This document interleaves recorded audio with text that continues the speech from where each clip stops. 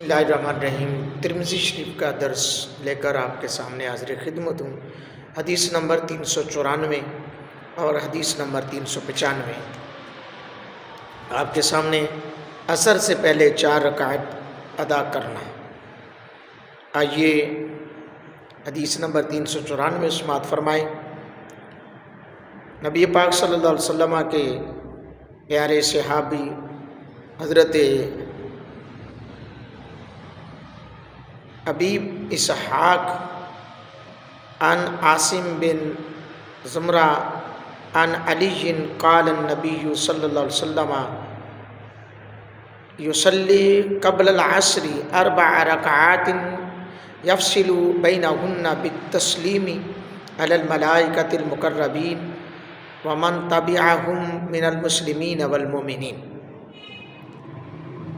عاصم بن زمرہ حضرت علی رضی اللہ تعالیٰ عنہ کا یہ بیان نقل کرتے ہیں کہ نبی اکرم صلی اللہ علیہ وسلم عصر سے پہلے 4 رکعت ادا کرتے تھے اور ان 4 رکعت کے درمیان مقرب فرشتوں اور ان کے پیروکار مسلمانوں اور مومنوں پر سلام بھیج کر فصل کیا کرتے تھے۔ اللہ اکبر۔ حدیث نمبر 395 حضرت ابن عمر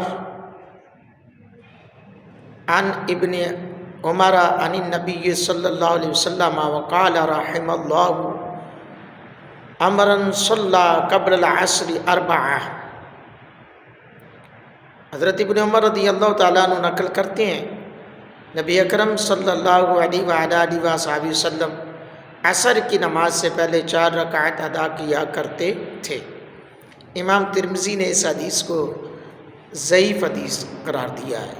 پہلی حدیث صحیح ہے، حسن ہے، جو حضرت علی کی ہے، اور یہ جو ہے اس حدیث کو آپ نے غریب یعنی ضعیف قرار دیا ہے۔